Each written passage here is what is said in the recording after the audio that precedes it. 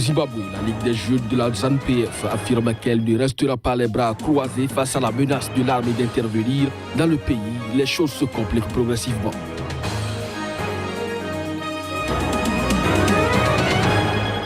Plusieurs maisons incendiées et des biens détruits. Les faits se sont déroulés le 29 octobre dernier dans le village de Grébré, à l'ouest de la Côte d'Ivoire. Chris Paterne à Sévilla nous fera le point. Dans les médicaments disponibles sans ordonnance, près d'1 sur 2 est à proscrire. 60 millions de consommateurs, c'est le nom du magazine qui a dévoilé mardi une liste noire de produits parmi ceux les plus vendus.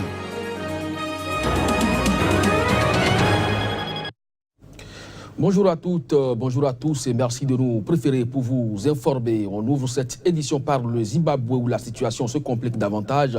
Des blindés de l'armée du Zimbabwe contrôlaient mercredi matin dans la capitale du pays Harare les assauts du Parlement, du siège du parti au pouvoir et également du bureau où le président Robert Mugabe réunit souvent son gouvernement et a constaté bien sûr un journaliste de l'agence France Presse sur place. Des officiers de l'armée du Zimbabwe ont annoncé être intervenus dans la nuit de mardi à mercredi pour éliminer les criminels proches du président Robert Mugabe, mais ont démenti toute tentative de coup d'État contre le maître absolu du pays depuis 1980. C'est une information que nous suivons de près et sur laquelle nous allons revenir de long en large tout au long de la journée. Et on reste donc au Zimbabwe où menace de l'armée d'intervenir si le président Mugabe continue d'exclure les anciens combattants de la ZANU-PF. La Ligue des jeunes du parti au pouvoir au Zimbabwe affirme qu'elle ne restera pas les bras croisés, ce dans un effort apparent donc d'aider sa femme à le succéder. Reportage. Lundi au Zimbabwe, le chef de l'armée a adressé une mise en garde sans précédent au parti du président Robert Mugabe. L'armée, à travers lui, a vivement dénoncé l'éviction du vice-président du pays. Aussi a-t-elle prévenu que l'armée pourrait intervenir si cette purge ne cessait pas au sein du parti présidentiel. Environ 90 hauts responsables de l'armée ont assisté à la séance. La Ligue des jeunes de la ZANU-PF, parti au pouvoir, s'insurge contre cette intervention de l'armée. En tant que Ligue des jeunes de la ZANU-PF, nous sommes comme un lion qui s'est réveillé et qui a trouvé sa voie. C'est pourquoi nous ne resterons pas les bras croisés pendant que des menaces sont proférées contre le dirigeant légitime et populairement élu du Parti révolutionnaire ZANU-PF et du Zimbabwe, son Excellence, le chef de l'État et chef du gouvernement, le commandant en chef des forces de défense, Robert Mugabe. La lecture sélective de la Constitution par le camarade Chiwenga, tout en ignorant cette partie importante, ne peut pas rester sans réponse, ainsi que l'article 208, alinéa 2, qui rend illégale l'ingérence des forces armées dans la vie civile. L'article 218 de la même Constitution interdit encore une fois l'armée et les forces de sécurité et les confine à la caserne où elles se trouvent en temps de paix. Robert Mugabe a déjà été investi par la ZANU-PF en vue de la présidentielle de 2018, malgré son âge avancé et sa santé fragile. Mais l'éviction d'Emmerson Mnangagwa pourrait avoir des répercussions incontrôlables à l'approche de ces élections générales. Le Zimbabwe est déjà plongé depuis des années dans une grave crise économique et financière. Le chômage y atteint des sommets.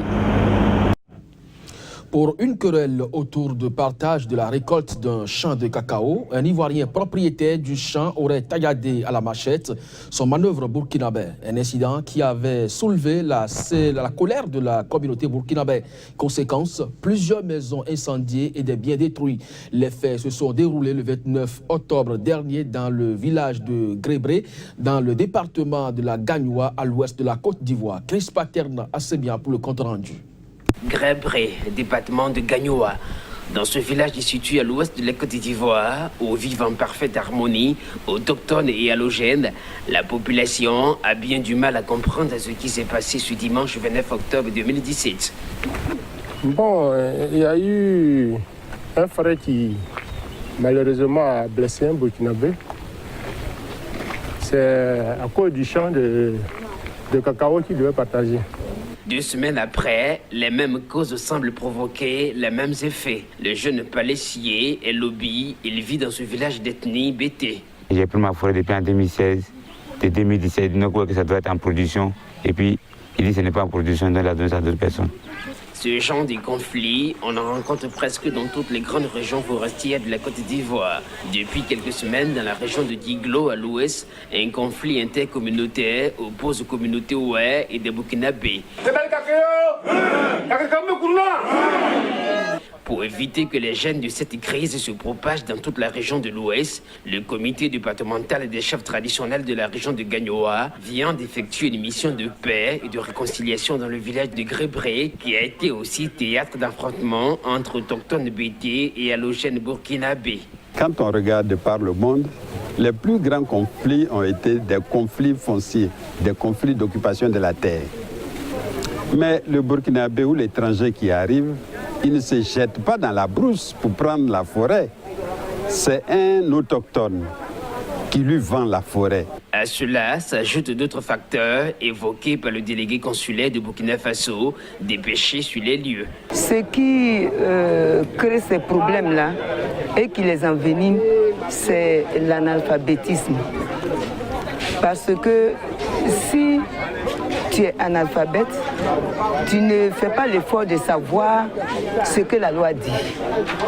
Et du coup, ça devient une carence, ça devient un complexe. Et celui qui est complexé, tout ce qu'il a comme arme, c'est la révolte, c'est la violence.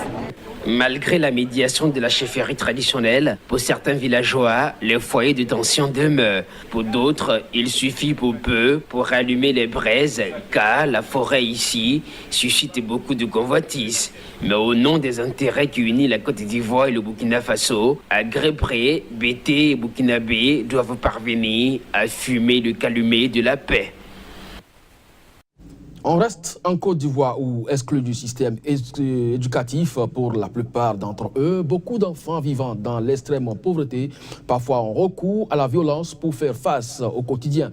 Leur arme, la machette. La situation préoccupe la population qui espère que le gouvernement ivoirien mette fin au règne des microbes. Un reportage de Chris Parten, assez bien notre correspondant à Abidjan. À Abidjan, ils sont désirables et ils continuent de nourrir la psychose. Les microbes, c'est les dommages collatéraux qu'a pu avoir la crise, mais en même temps, ça a été mal géré depuis. Nous vivons dans l'insécurité aujourd'hui. Bon, souvent on nous dit qu'il y aura une amélioration, mais bon, on voit que plus le temps passe, plus ça s'aggrave, quoi. Dans la capitale économique ivoirienne, on les appelle les microbes à cause de leur taille minuscule et surtout de leur méthode d'agression. Âgés de 10 à 18 ans, ils opèrent en bande armée et attaquent leurs victimes à la machette. Ces enfants délinquants sont en rupture de banc avec la société, mais pour les autorités ivoiriennes, ce sont des enfants qui seraient plutôt en rupture avec la loi. Il y a de cela quelques mois, un policier avait été tué par ces microbes dans la commune de Yopougon à Abidjan. Jusqu'ici, les auteurs de ce crime n'ont pas été appréhendés et la situation sécuritaire n'est guère reluisante. C'est des avortés du système scolaire et c'est des gens récupérés par la rue. Vous voyez, il faudra les resocialiser. Éviter que les enfants nourrissent ces bandes parce qu'ils continuent d'être exclus du système éducatif. Déjà parce que, au niveau des familles complètement décomposées, ils sont désemparés et les bandes les récupèrent facilement. Donc il faut assécher les mécanismes de production d'individus adhérents aussi facilement aux bandes. J'ai une formule simple pour le dire. Si on dépense 10 francs à Cocody, il faut dépenser 15 francs à Bobo. Pour d'autres, avant de penser à leur resocialisation, les autorités ivoiriennes doivent leur appliquer une extrême fermeté. Si quelqu'un fait quelque chose et qu'on ne le juge pas, finalement, qu'est-ce que ça voudrait signifier? Est-ce qu'on doit se couvrir derrière cette entité de microbes pour ne pas être jugé? Pour ces enfants, tant que le partage des richesses du pays n'est pas équitable et que la pauvreté continuera de gagner les milieux défavorisés, ces microbes y trouveront leur nid pour prospérer. Dans le complexe ultra sécurisé de l'organe de lutte contre le crime organisé à Misrata, en Libye, Ali Toualeb vérifie la température au dos des conteneurs frigorifiques alignés en plein air dans cette morgue improvisée où gisent depuis près d'1 an 700 cadavres de djihadistes du groupe État islamique. Reportage. En ouvrant l'un des conteneurs, Ali Toualeb libère un nuage épais de vapeur à l'odeur de mort qui se densifie au contact de l'air chaud.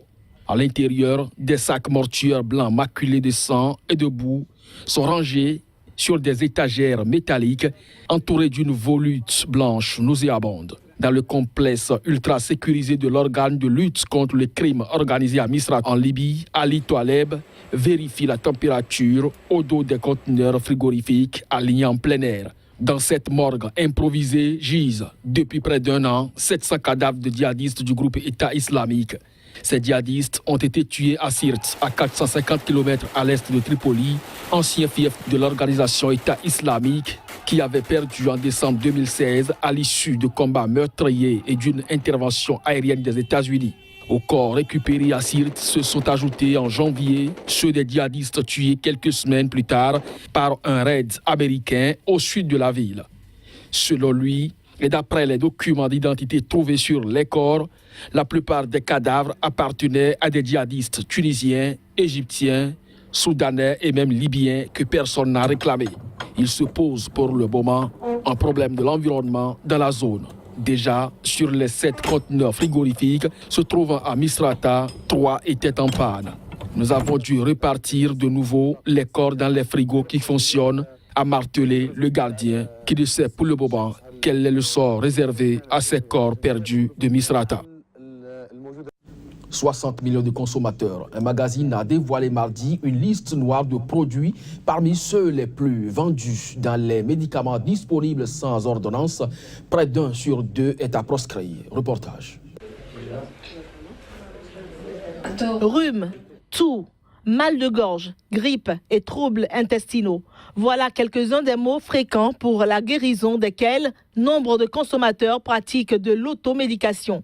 Sur 62 médicaments passés au crible, sous le contrôle du professeur Jean-Paul Giroux, pharmacologue, seuls 21% d'entre eux sont à privilégier. L'heure est donc grave. Si on veut développer l'automédication, dans un premier temps, il faut donner une information précise sur les symptômes que l'on peut traiter en automédication et surtout quels sont les médicaments qui peuvent être utilisés et qui sont un bon rapport efficacité-tolérance. Les Français consomment de manière générale trop de médicaments. Ce n'est pas uniquement de l'automédication. Il faut savoir qu'en France, quand on va chez son médecin, on s'attend toujours à avoir une ordonnance sur laquelle il y a des médicaments. Mais il faut savoir que dans les pays nordiques, quand vous rentrez soit dans les pays nordiques, soit par exemple aux Pays-Bas, dans 60% des cas, vous allez chez votre médecin, mais vous n'aurez aucun médicament, mais vous aurez un certain nombre d'informations à faire sur ce que l'on peut faire pour éviter justement de prendre des médicaments. Mais le problème, c'est qu'il faut que pour l'automédication, les produits répondent à la logique de l'automédication, c'est-à-dire des produits sans danger et pour une courte durée. Et ça, malheureusement, les consommateurs ne sont pas assez avertis de ces risques et de l'usage qu'ils doivent faire de ces médicaments, qui ne sont pas des médicaments miracles, parce qu'aucun médicament, par ailleurs, n'est anodin. Il y a 4000 médicaments en vente sans ordonnance. Et parmi eux, près de 600 sont en accès direct en pharmacie, d'après le professeur Giroux. Tout à fait intéressant. Voilà qui met un point final à cette édition. Merci à vous de nous avoir suivis. L'information se poursuit sur CK. À très bientôt.